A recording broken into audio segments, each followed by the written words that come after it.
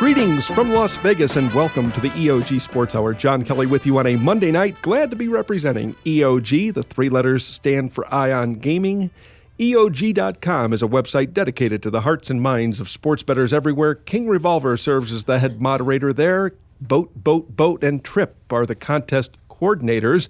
Mike Corrigan will be tonight's featured guest. He's here every Monday night. We respect the veteran bookmaker and bettor, although I understand the results have been a little choppy for Mike in the last month or so. Baseball has been a rough go for that veteran gambler, so we'll see how he copes with losing streaks. It's not easy to try and gamble and win in this city. Some people are able to pull it off. It's a fight on a nightly basis. I won tonight's fight. I had a couple of winners on today's baseball card, including Kansas City's 3-2 victory over the Oakland A's. Ventura and Gray were the confirmed starters in that game. Well, that was playoff baseball, wasn't it? The first place Kansas City Royals, hard to say that. They now lead the American League Central by a half game over the suddenly struggling Detroit Tigers. I did see tonight, I'm a dedicated note taker, where Miguel Cabrera is not playing good baseball right now. He's hitting about .230 in the last 15 games of play. He had an RBI today, but he had 3 RBIs the last 15 games. So when Cabrera's not hitting, that Tigers offense can struggle. As for Kansas City, they're getting help from just about every player on the roster. It's a 25-man roster, and it's a veteran roster. It's it's a nice mix of veteran players and some young superstars. Tonight, the Ventura, the starting pitcher, is only 23 years old. The guy behind the plate, Salvador Perez, everyone's in love with him. He's only 24. He's the best catcher in baseball, in my opinion. Josh Willingham was just acquired today from the Minnesota Twins. He's one of the veterans on the team at age 35. Tomorrow's starting pitcher, Jeremy Guthrie, is also 35. The old man on the team is Raul Ibanez. They acquired him midseason. He's 42. I did see a stat where the Royals are the second oldest team in Major League Baseball. That begs the question, which team's the oldest? That would be the New York Yankees with all those veteran players they have. They're trying to stay in the playoff race, although tonight's result didn't help as the Orioles defeated the Yankees 11-3 in Baltimore. More on that game in a moment. But back to the Royals, a lot of veterans out of that bullpen, especially the back end of the bullpen. Scott Downs is 38, Bruce Chen is 37, Jason Frazier's also 37. So stats can be deceiving. To say they're the second oldest team in baseball, really some of their core players, just some young stars. I mentioned Ventura and Perez, the battery tonight. The guys in the bullpen are young. Herrera's only 24 years old, and as good as Wade Davis is and Greg Holland is in the 8th and 9th innings, respectively. Davis, 29 years old, Holland, 28. I love what Kelvin Herrera is doing in the 7th inning. He hit 100 miles an hour in tonight's Oakland-Kansas City game. When they have a lead late, they're very tough to beat. Herrera got the win tonight, and Davis got the hold, and Holland got the save. I believe it's save number 35 for Greg Holland. A little bit of a jam in the 9th inning, as he's wont to do, but he wiggled out of it successfully. So that was a good result for yours truly, the Royals defeating the A's 3-2. There were 3 teams tonight that scored 11 runs apiece. That's a rarity, considering we had a shorter card. I count up the games, 11 games, and 3 teams scored 11 runs. Pittsburgh scored 11 runs in their 11-6 win over the Detroit Tigers, the aforementioned struggling Tigers. And boy, they were dealt a blow tonight because Justin Verlander, he left the game after the first inning with a sore shoulder. We'll have to get an update on Verlander. That was the shortest outing of his illustrious career. We remember him well, not only winning the Cy Young Award, but also the MVP award a couple of seasons back. So Verlander could be on the shelf for the Detroit Tigers, and wouldn't that be a story? I know EOG contributor JHU Dad left me that note today about the Tigers possibly not making the postseason if they go out and acquire David Price, to make a World Series run, and suddenly they're in jeopardy of not making the postseason. A lot of teams in the American League playing at a high level right now, and so for that reason, luckily 5 teams make the postseason for each league now, as opposed to only 4. We have 2 wild cards in each league, so that'll make the August and September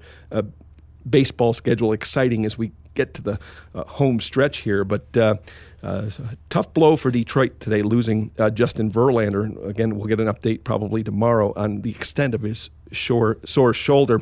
Also, another team that scored 11 runs was the Baltimore Orioles, but that could have been a costly win tonight against the New York Yankees. 11-3 was the final at Camden Yards, but Manny Machado left the game with a strained right knee. You'll remember he had left knee surgery last October, and boy, we see that in a lot of sports, don't we? With the athletes compensating from one leg to the next, one ankle to the next, one side to the other. Oftentimes what happens is you overcompensate and hurt the partner leg or the partner knee or the partner ankle, and that we'll see how Manny Machado responds to the treatment after his sprained right knee tonight. So the Orioles to be without their third baseman for a time. And the other team that scored 11 runs tonight, the usually dormant Seattle Mariners offense broke out tonight. They scored 11 runs in their romping victory over the Toronto Blue Jays. A lot of wise guys liked Seattle tonight. They opened $1.90 and closed $2.35, and Felix Hernandez was dominant, and Seattle broke out late and won 11-1. So a busy night in Major League Baseball tonight. We'll talk about all the baseball tonight and tomorrow with Mike Corrigan when he joins us in a few minutes. So we've got a lot to discuss on tonight's show. We're going to touch on that deadly accident that we saw Saturday night at a dirt racetrack in upstate New York. What a tragedy. Well, I hate to call it a tragedy. What a terrible happening. Kevin Ward Jr., dead at the age of 20 from blunt force trauma. That's what the autopsy report said. And Tony Stewart, his car ran into Kevin Ward Jr.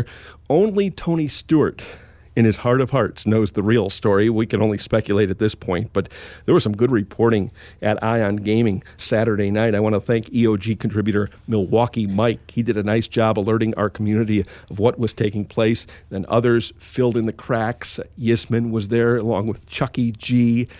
Deal With It, who follows NASCAR closely. Chi-Town Joe was on it. So too was Railbird, all reporting from different sources, various websites, Facebook, Twitter, putting together the accounts of what took place Saturday night. In case you missed it, these are two hotheads, as I understand it. Tony Stewart has the reputation for being kind of the resident bad boy on the NASCAR circuit and always getting in confrontations both on and off the racetrack. And Kevin Ward Jr. had that reputation as well. As far as I read, he's 20 years old, kind of an upstart, trying to break into big-time racing. And it was a local track there in upstate New York, a dirt track. And so Kevin Ward Jr. got spun out by Tony Stewart. It happens all the time. Ward Jr.'s car went up into the outside bank, flattened his tire, and virtually eliminated him from the 25-lap race. Ward Jr. gets out of the car. This was his mistake. Gets out of the car as other cars are still speeding around the track. Granted, the yellow caution flag was up. Just not a smart move. And he, in a sense, walked to his death. Tony Stewart came around again, fishtailed, and knocked into Ward Jr. Railbird had a great line about the incident. He said it was a close shave that went wrong. That I think Tony Stewart wanted to scare Kevin Ward Jr.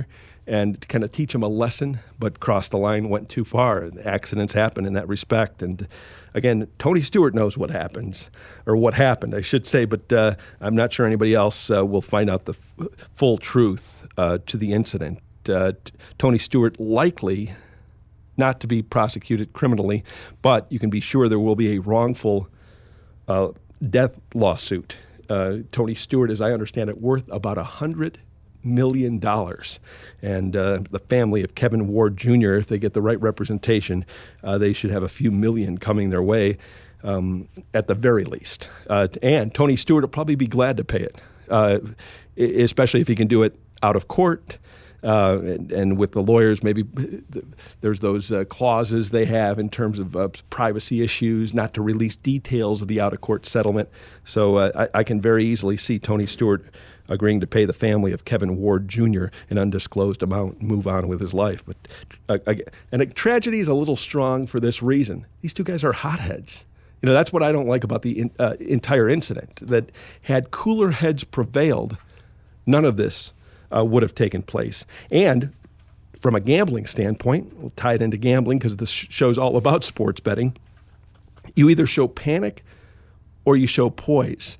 And whether it's on the sporting field, in athletic competition, or in the gambling arena, you've got to show poise. You don't want to panic. And I thought these two panicked. And again, they have reputations for being highly aggressive personalities. So Kevin Ward Jr. dead at the age of 20, and Tony Stewart, now black cloud over his career. We'll find out what happens with him on the track and in court in future weeks. I do know that the family of Kevin Ward Jr., they have 2 years to file a wrongful death lawsuit. That's the time limit, I know, with wrongful death lawsuits. So they'll have decisions to make moving forward. Let's step aside and take a quick timeout right here. When we return, Mike Corrigan joins the conversation. We'll ask him his thoughts on the Tony Stewart, Kevin Ward Jr. situation from last Saturday night.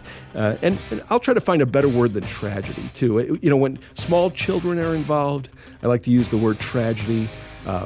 When Mother Nature's involved, a tsunami of sorts, or a hurricane and massive deaths, airplane crash. Those are tragedies. I'm not sure this is a tragedy because I think Tony Stewart and Kevin Ward Jr. both had a hand in what took place. We'll step aside and take a quick timeout. Mike Corrigan on the other side of the break.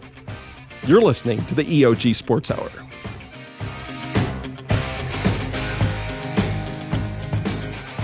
There's no such thing as a sure thing, unless you're talking about Ion Gaming. Ion Gaming is a website dedicated to the hearts and minds of sports bettors everywhere. If you're looking for smart, sophisticated sports handicapping information and insight, go to EOG.com. If you're looking for the latest news on the ever-changing landscape of Nevada's race and sportsbook industry, go to EOG.com. If you're looking for the most recent developments involving the worldwide sports betting scene with an emphasis on the leading sports books in San Jose, Costa Rica, go to EOG.com. And finally, if you're looking to join an online community of sports gamblers where registration is free and the information is priceless, go to EOG.com. You get the idea. Why gamble on other sports betting websites when Ion Gaming is a sure thing? And I love a sure thing. Hi, this is Rick Alec, president of Sports Options. Sports Options is a sports information tool designed to give sports bettors of all types the necessary edge needed to improve their bottom line. With Sports Options, you'll never lay a bad number again. We provide you with live odds from the leading sports books in the world, from Costa Rica to Curacao, London to Las Vegas, and everywhere in between. Sports Options also provides the fastest and most accurate injury information, lightning-quick score updates, and game analysis from 30-year handicapping veteran Mark Simons. We offer affordable services for players of all levels, starting at just $99 per month. To see which service best fits your needs, you can take advantage of our 7-day free trial. No credit card is needed. Just go to www.sportsoptions.com and click on the free trial link. I'm confident you'll be impressed with our product, and you'll find it the most complete and comprehensive on the market. In fact, if you don't like Sports Options after 30 days, we'll refund you 100% of your subscription costs, no questions asked. Go to sportsoptions.com for all the details, or call 702-835-1743, and one of our friendly customer service representatives will be happy to help you. Sports Options, information you can bet on.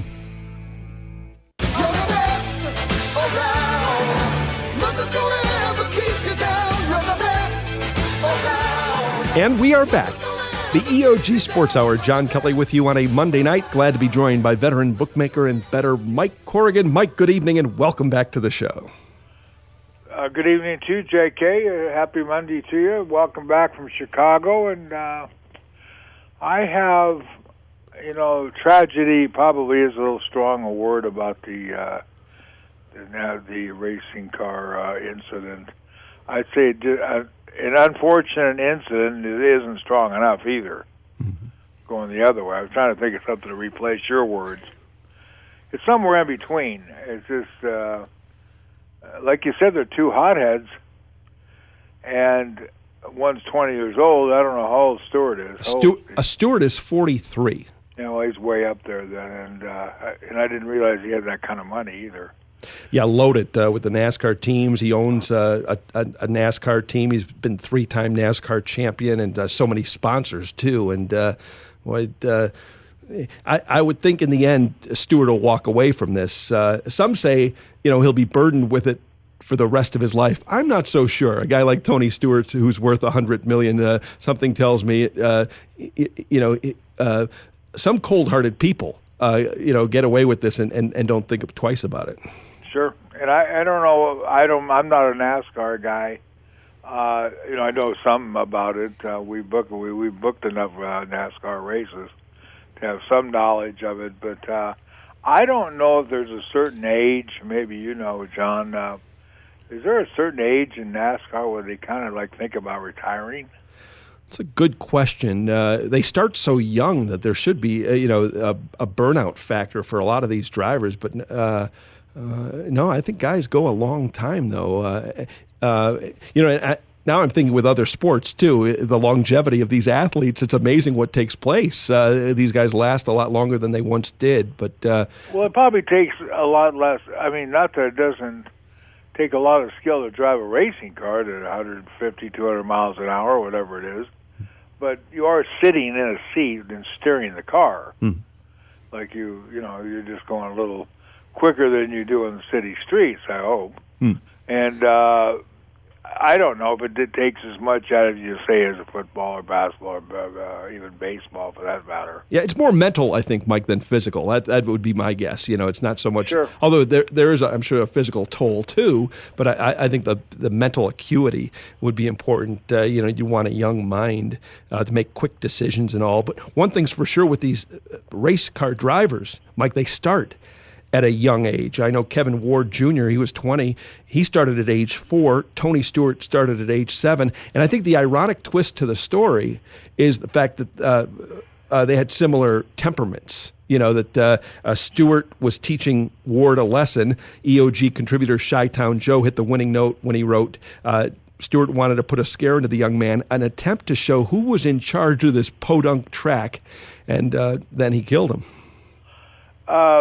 Yeah, see, so the kid was 20 years old, right? So yes. There's a 23-year difference. He got out of his car, and I haven't seen any film of the actual where he got hit with. They cut it off on TV for obvious reasons, the gruesomeness of it.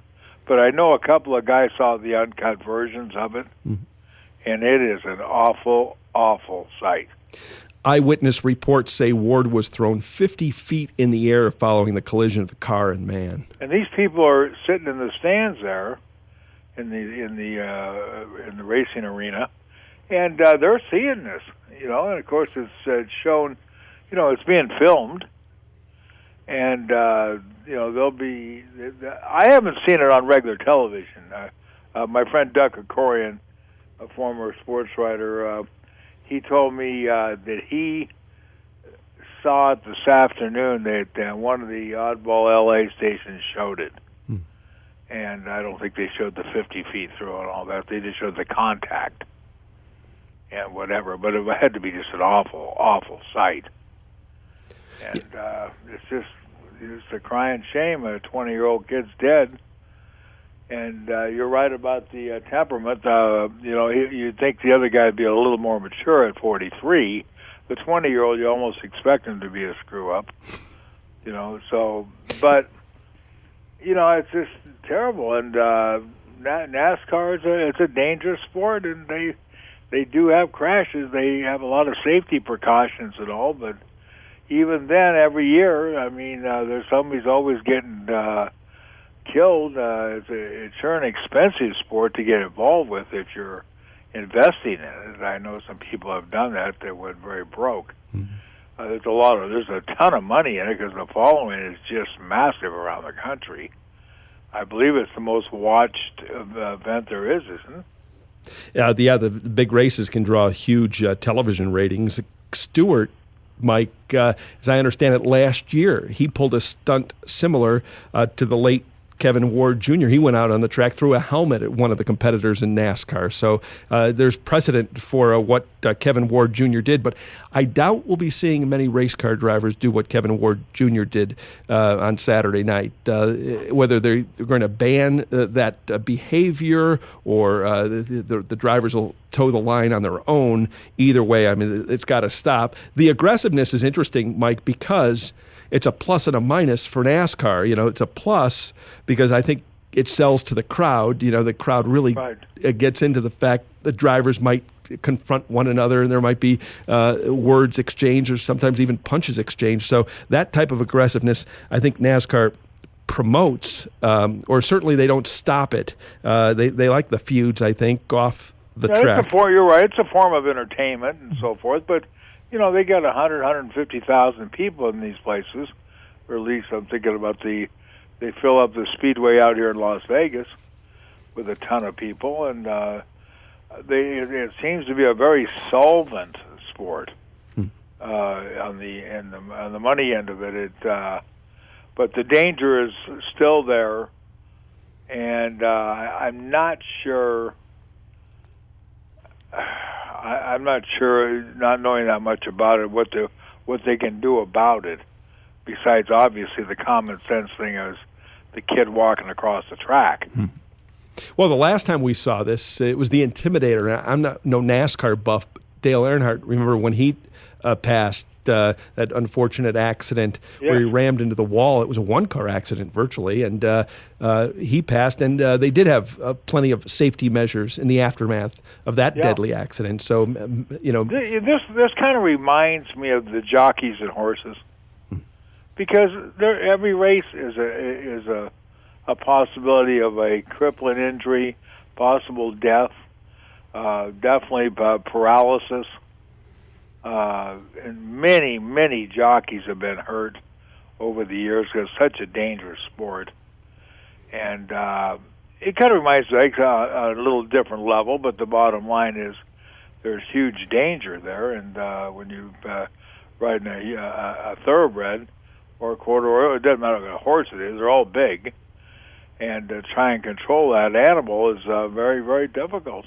Great analogy. I like it. Now, there's a common thread there as well in terms of the competition within the ranks and yet the camaraderie that's there as well. I would hope the jockeys, you know, you want them to take care of one another in terms of safety, obviously, yet at the same time they're competing for purse money. Same would go for the race drivers, Mike. You'd want them to be careful for one another.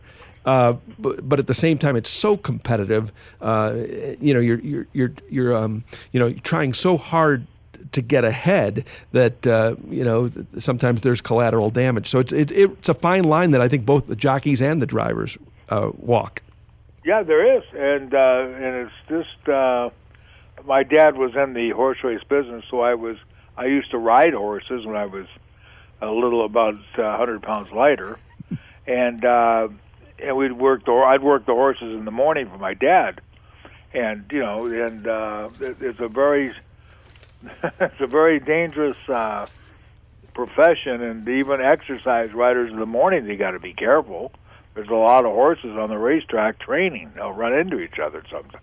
I mean, the accidents can happen there too. And of course, you know, this awful thing at Del Mar with the 10 horses being put down. It's just, you know, there's a real tragedy in itself. I'm not sure what they've done. You probably know, John, because you know more about horse racing than I do, that I guess 7 of them were on the turf course, 3 were on the main track. Is that the breakdown? That's right, and it's hurt the attendance and the handle at the Del Mar meet. Kind of a black cloud over the meet there in San Diego with the equine deaths. I was there Wednesday, this past Wednesday, and with a bunch of cronies of mine, and it was quiet. Mm-hmm.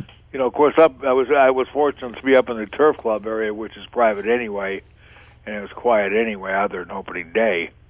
But the track was quiet. I went down to the paddock, and I went down to see the trainer, Hector Palma. I know the name. Well, you'll see his name in the programs of the racing forums.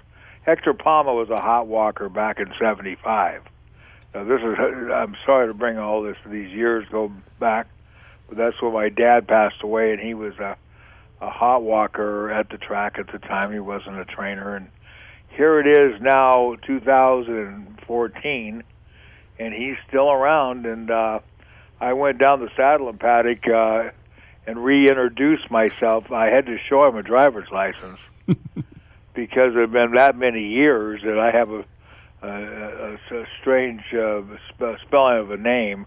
Anyway, he caught it right away, and he says, "Well, you're getting a little older, a little white hair, and this and that and so forth." Well, I mean, after 30, 40 years, it's been a long time since '75. But the track was kind of quiet that day, and but it was a Wednesday, Thursday. They're usually kind of quiet anyway. Del Mar does a ton of business normally, but I think do you feel then what you're saying is because of this bad publicity with the horses that it's affected business down there too? Yeah, it may have stopped a few from coming to the track, especially some of the recreational visitors. To hear some of the negative stories coming from Del Mar. They can't stand any bad publicity. We know horse racing needs all the publicity it can get. They say bad publicity is better than no publicity. I don't believe it, especially when it comes to the health of horses and animals. Boy, those the animal groups come out in force, when something like this happens. And boy, they certainly do. It looks like Alice Sharpton after what. It can be influential. It comes out of nowhere. I mean, Al just drops in out of the sky on every time there's a problem. Mm-hmm. And I like Del Mar. It's close to the Temecula where I live. I did have the pleasure of the company of my friend Carl Peterson and Bob Bailey and a couple other guys, and even Shecky Green I met. And Shecky he's 88 years old, and he gets around pretty good. He doesn't need a walker or anything, and he said he worked about a year ago at the South Point, and I did verify that. And he's kind of an amazing character. He's at that window constantly. I wouldn't mind taking the play from him and saving him from the trip to the window. The jackets are required, are they not, Mike, up in the Turf Club at Del Mar? They absolutely are, and they do enforce it. Mm-hmm. But that day was we got rid of all the humidity and the heat of Southern Cal that was bad the week before. So that day was nice. You might want to wear a straitjacket, I understand it, after the last month or so of baseball results. You've gotten knocked around a little bit, Mike. Baseball, I'm just lost. Now, I haven't been doing a lot of wagering, and on the other end of it, that old saying, nobody wins booking, nobody wins betting. This is what all the bettors and the bookmakers claim. I'm not so sure, because nobody ever seems to admit to anything. As far as I can tell, the professional bettors that I am familiar with have done very, very well. And that 10-cent line is taking its toll, and they're just keep wheeling away with the not just the games. They're all over the totals. They're all over the first 5 innings, and I know places use it as high as a 30-cent line in the first 5 innings, which is certainly no bargain. But they're doing okay with it. Now, personally, I kind of strayed away from it myself, because every time I think I got a read on something, like the Detroit Tigers, for example, then they make this trade with Tampa Bay, picking up the left-hander, and I just can't even believe what's happened. Now they can't win a game. Verlander's out, as you mentioned. I didn't know that tonight. He went out in the first inning? Actually, he completed the first inning, but didn't come in for the second. So, then he strained or hurt something there. He's a gamer, but he hasn't been going too good the last year and a half or so. A drop in velocity was the first concern. Players saw that, but the market has done a pretty good job reacting to Verlander's struggles. Yeah, Tim Lincecum had the same issue with the velocity.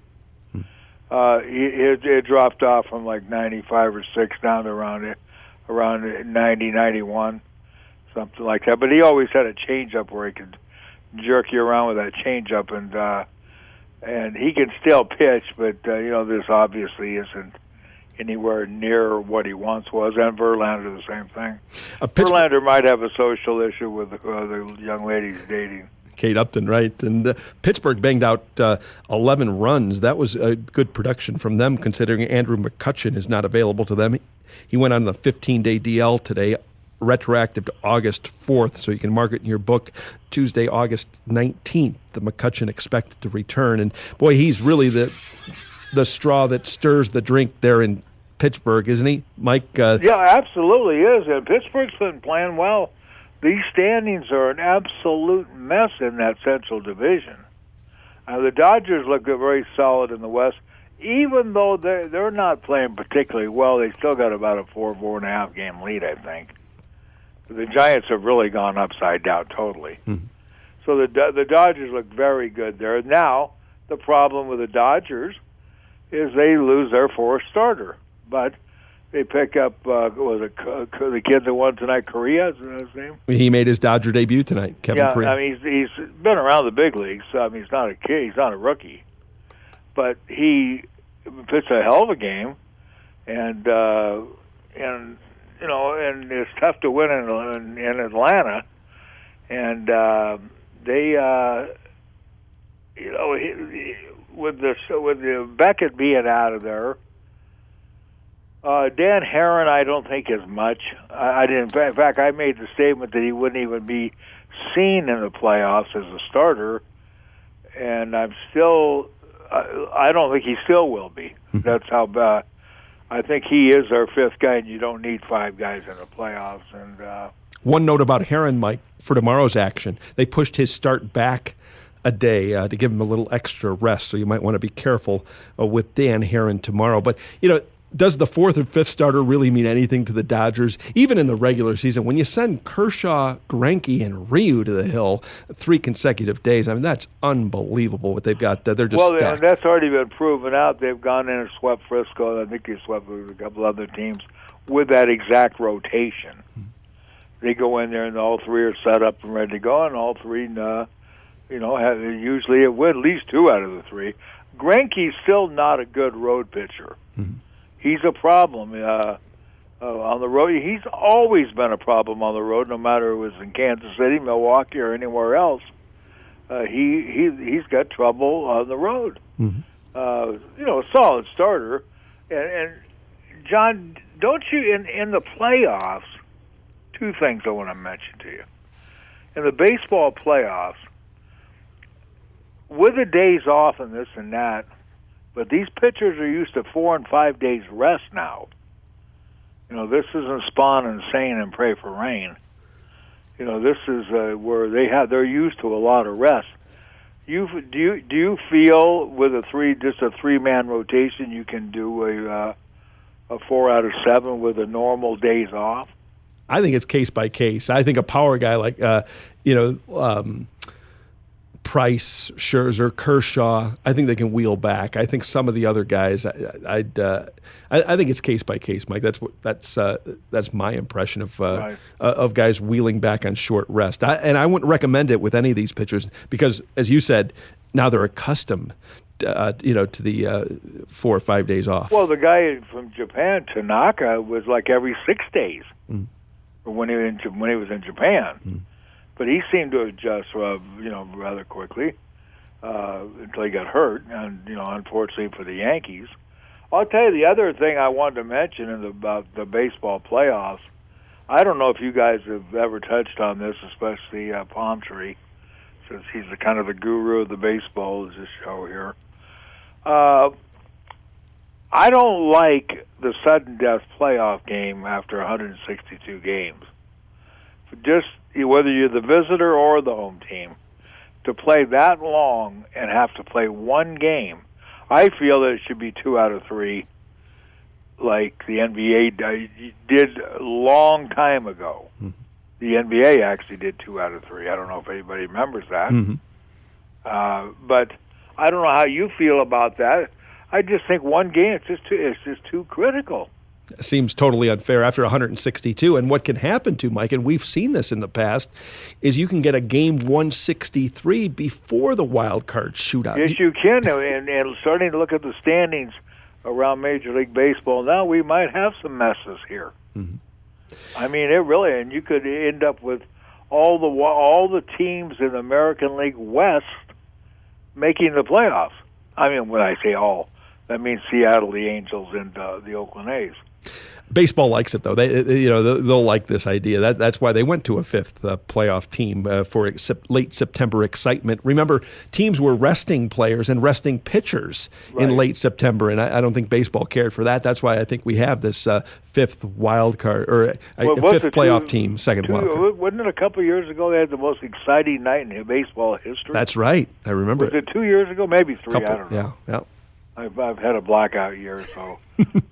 Anyways, and it really was exciting as can be that night, and every game meant something. And the teams that are out of the playoffs, but they're playing at home, like when the Orioles beat the Red Sox, I believe that night, because I know they beat Papelbon and knocked them out, and then even the teams that are not in it, they gives them enough, especially if they're at home, enough of excitement to play hard, and which you don't see in some other sports like the NBA and in the NFL when they're sitting regulars, like you mentioned, which I don't like at all, and there ought to be some sort of a rule against it.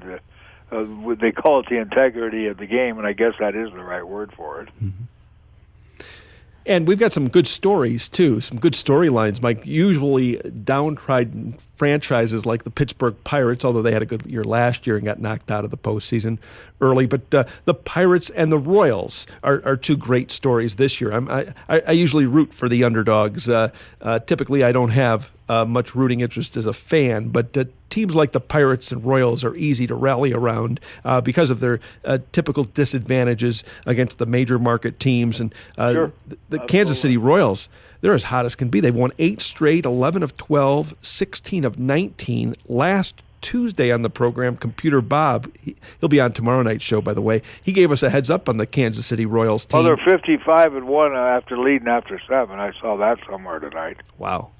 Yeah, or 57-1, or Wade Davis, by the way, he's a setup guy, right? Yes. He's just a very average starter at Tampa Bay, but I guess he's found his niche in life, and they are playing well. They do have enough. They probably have enough offense. They certainly have the closers, and their starting rotation may be a tad thin. The catcher is a star. I'm not sure. I think you mentioned that he might be the best catcher in baseball. Is that Yeah, which way would you go? Well, the Cardinal guy, if he wasn't hurt. Oh, Molina, right. I mean, I just think he is, but he's hurt. And but anyway, you're right. It's nice to see Kansas City and Pittsburgh. I remember when the Atlanta Braves played the Minnesota Twins at the Twinkie Dome with the white handkerchiefs and all that. Both of them were huge long shots. They played each other in the World Series years ago, and the Twins never could lose a home game there. And I think, was that Jack Morris? I don't know. I don't remember now. Yeah, it was Herbeck and Kirby Puckett, I think, and I don't know. They just never you couldn't beat them in that building. And the Cardinals won the Braves won all their games. And they were both extreme long shots. So they're kind of like what you're talking about right now. And they ended up playing each other in the World Series, and you don't see that too often because usually the chalk will get there after, Although you play so many games now, you don't see teams like winning 7 or 8 pennants in a row anymore. Well, because they don't have to play some. They'd win the National League pennant and they go right to the World Series. And you don't see that now. You got to play 500 different games. To get there, you got to go through a lot of traffic. I was very critical of the Atlanta Braves when they got 3 Hall of Fame pitchers. that they only won one World Series. I'm still not a Bobby Cox guy, but in all fairness, you do have to jump through a few hoops before you get to the big dance. You're listening to the EOG Sports Hour. John Kelly with Mike Corrigan. We're talking sports and sports betting. We'll go on record with selections for the Tuesday card in Major League Baseball. Just got a text from Palmtree who said Machado with an MRI tomorrow, but apparently he's okay. Sprained right knee, but it's not a major injury for Manny Machado. And Mike, that's good news for the Baltimore Orioles, who sit atop the American League East tonight with solid a six. Shape for them. They're starting to draw away in this thing. A 6-game lead over Toronto and 7 over the New York Yankees. Yeah, I mean, this is, and you got to hand. I didn't think they had enough starting pitching. I don't know. I knew they had hitting, especially with Machado back after that major injury. I knew their starting lineup, their everyday lineup, had a lot of power. As a matter of fact, but I didn't think they had the pitching. And then they dealt away their reliever to Oakland, who ends up releasing him, I think. Jim Johnson? Is that his name? Yes. And he's gone. So they look like the bullpen looked like them, but they didn't want. They passed on a couple other deals they could have made, and they're staying with the kids. The left-hander was a Britain, and I can't think of the other guy's name. I don't know how they'll stand up in the playoffs. Like you mentioned to me the other day when we were off air, that it could be a problem in the playoffs. That's a different animal totally than it is during the season. But Baltimore's winning, and they're winning close games. They won about 8 out of 9 overtime games already, and they certainly have enough hitting. And they're getting enough pitching. Did you think that they were going to win the division? It's not that I thought of anybody else was, because the whole division, I told you, reminds me of the 9th race at Bay Meadows. I always respect Showalter. I like what he does, in the dugout. Yes. Made for the regular season. My fear with the Baltimore Orioles is when they do get to the postseason against these teams like Oakland or Detroit with a power pitching, that sets up well for the postseason. And the dynamite bullpens. Those two teams that played tonight in Kansas City, the Royals and the A's, those are two solid bullpens. They don't give up anything now late. You can throw Angels with Houston Street in there. Yeah, and in the postseason, what's interesting, power pitching is key, but it's not always who starts the game; it's who finishes the game in the postseason. And you've got to have a closer. And with offense, Mike, it's really about 1 or 2 hits. I'm not saying you're going to win every game 2-1 or 3-2, but it's timely hitting that's critical. That's why I wouldn't put as much weight on the offensive numbers in the postseason as I would now, I know the pitching that you staff. check box scores with regularity, and I don't, as lazy as I am. But on the other hand, didn't Detroit had about a 5-1 lead late yesterday? And then they and then their bullpen blew up again? Yes. And is this Joe Nathan again? Nathan Blue, yep. So I've seen it, he's had just terrible outings. And I guess he was a waste of money because they signed him for a lot of money. And he just doesn't have it. I guess he just doesn't have it. I'm not sure how the rules are. You can go get another player before September 1st. Can't you get another guy where he's eligible for the playoffs? Yes, as long as he's on the roster by Aug 31. But the problem is he has to clear waivers, and I think that's the tricky part. A lot of times teams won't allow you to grab, your rivals won't allow you to grab a player if you're in need. So I've been totally wrong about the Philadelphia Phillies. I said there would be a clearinghouse, a fire sale, whatever you want to call it, when it came to the 31st of July. And they made 0 deals. Ruben Amaro made no deals whatsoever. It was a shock to me that they didn't move some people.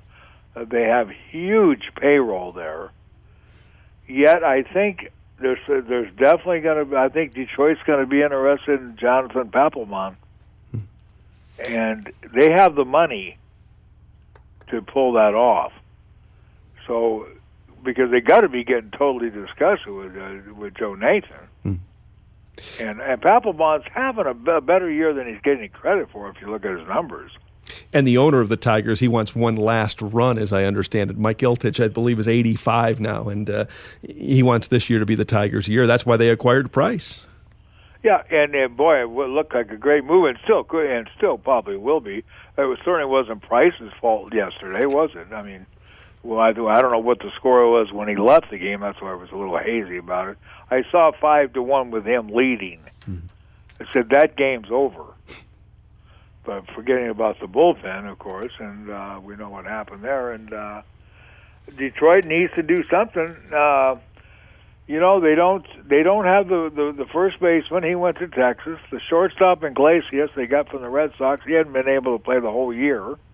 That's a huge loss, that Iglesias not being able to play shortstop. And their offense and the center fielder went to Seattle. Right. Their defense now is just horrible. It was no good before. Their defense now is terrible. They booted the ball all over the yard tonight in Pittsburgh. It's ugly. And didn't you mention earlier in your show, I think, that Cabrera's not swinging the bat at all? No, he's struggled the last 2 weeks. The Royals may just go on. Now, actually, Detroit, it could end up in this wild card battle. This could get swung around too. What I'm pretty sure of, I think you'll agree here, John, is the wild card, the second wild card, will not come from the East. That's my opinion. The second wild card will not. In other words, the Angels I believe will be the wild card unless they overcome the A's, which I probably won't. But I think the Angels, because they're like 19, 20 games over 500. And I believe they'll be the first wild card in hosting that suicide game, I call it. And the other one's open for Seattle, possibly Detroit, Kansas City. And I don't see anybody in the East, because other than the Orioles are going to win the division, they're starting to draw clear, and Toronto, I guess, it would still be in it, and the Yankees technically. I mean, they're not. Nobody's been eliminated, but I just don't think it's coming out of the East. I'll tell you a team that's on fumes right now: the Atlanta Braves. Since the All-Star break, yes, Atlanta's 8-15. They lost tonight to the LA Dodgers. We talked about Kevin Correa in his Dodger debut. Mike, the Atlanta Braves have scored 33 runs in their last 13 games, just not hitting the ball. I want you to know, for all the not my fans, but your fans out there, that's a very, very good report for me, because I do have 10 dimes bet on Atlanta to win less than 88.5 games. Sitting pretty. They're only 2 games over 500. So yeah, I know. I mean, every day I find myself just pulling against them. I mean, because a bet's a bet. Sure. And then when they're playing a team that I also need, when they play each other, it's like a double bet, and whatever. Anyway, Atlanta, they lost 2 or 3 starters on their own at the beginning of the year too themselves. Yes, Chris Medlin. And there was another kid. There was another one that had to sit down. And they've been a little short on help too, and they lost a lot of people. McCann went to the Yankees, and I won't bring up Danny Uggla's name because he's now not even in baseball. But every time I ring off Atlanta, it's like, I got them by the throat. They'll run off 8 or 9 wins in a row on me. So I like to keep. I probably shouldn't even have brought this up tonight. In fact, I wish it was October 1st. I wouldn't have to worry about it. We'll step aside and take a quick timeout right here. When we return, more with Mike Corrigan. We'll ask him for his best bet on the Tuesday MLB card. I'll provide a play as well. We'll tell you about the rest of the week here on the EOG Sports Hour as well. Back in 2 minutes.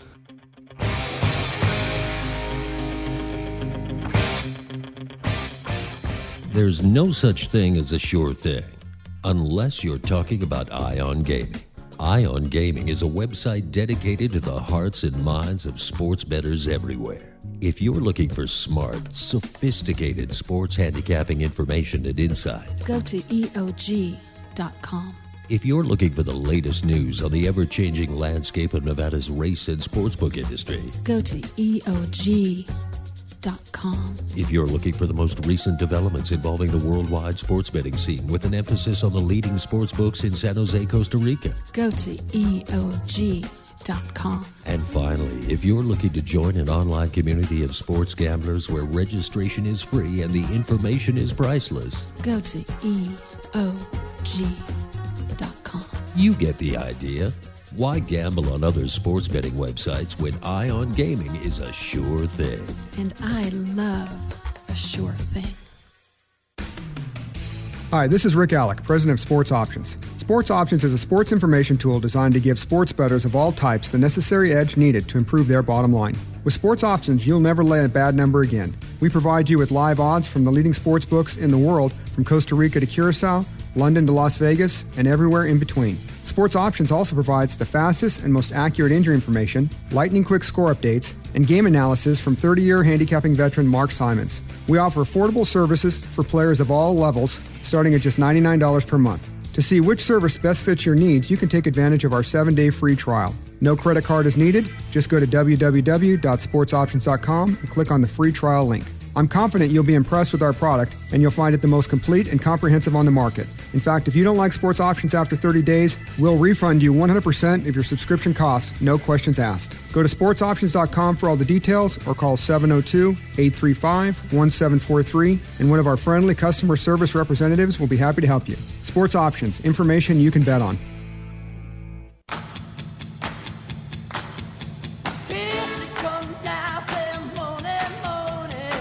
Time now for the JK Play of the Day. This is John Kelly's single strongest recommendation against the current numbers at the M Resort here in Las Vegas.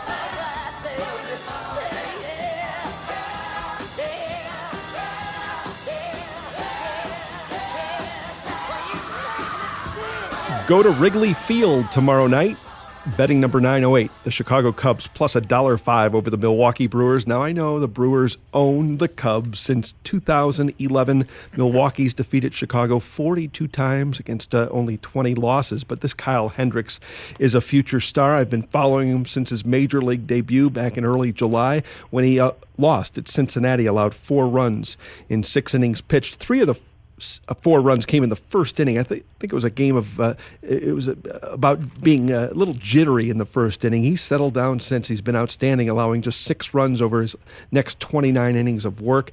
He's a smart pitcher. He will use Milwaukee's aggressiveness at the plate against them. He's a lot like Greg Maddux. I like Cubs plus $1.05 over the Milwaukee Brewers. That's my top play for Tuesday night. Mike Corrigan, what's your best bet? That's a very good push on that guy, too. He's done very well. You told me about this kid. This is the kid you told me about, right? Yeah, 24 years old, a graduate of Dartmouth, and he pitches smart. That's what I like about him. And he is drawing some comparisons to the Hall of Famer Maddux. Yes. And another pitcher I'd like to mention right now, we didn't get around to it. I'm not a Cleveland Indian fan, but the kid Kluber is really got good stuff. I mean, this guy's lights out, too. Mm-hmm. Anyway, we don't have the starting pitcher, by the well, actually, I'd like to go against C.J. Wilson. He's going so bad, and he's a huge favorite against the Phillies tomorrow night. But I got a kid named Williams in the box for Philly. Is that correct? Yes, correct, according to Sports Options. Do we know what Williams this is? I'm assuming, is it Jerome Williams? I'm assuming. Jerome Williams. I'll check it out here. Okay, well, because there was a guy that I pitched for. Anyway, let me give you the quick pick. I'm going against my 10-dime move, but I think the Atlanta Braves with Minor will beat. Who's the Dodger pitcher tomorrow? Danny Herron. Yes. Oh yes, I want the Atlanta Braves. Yeah, despite the 10-dime piece. Braves over the Dodgers lay $1.23 or thereabouts. That is Mike Corrigan's top play. Preseason football week 1 is in the books. We'll talk a little bit about week 2 tomorrow night. Computer Bob will be the featured guest. We'll also preview the Big Ten and the Pac-12 football conferences. Interesting note from week 1 in the preseason. Home teams were 14-2 straight up, 12-3-1 against the spread. Hope you were not betting away teams in week 1 in the preseason. That'll wrap up our fast-moving show. For Mike Corrigan, I'm John Kelly. Thanks for listening.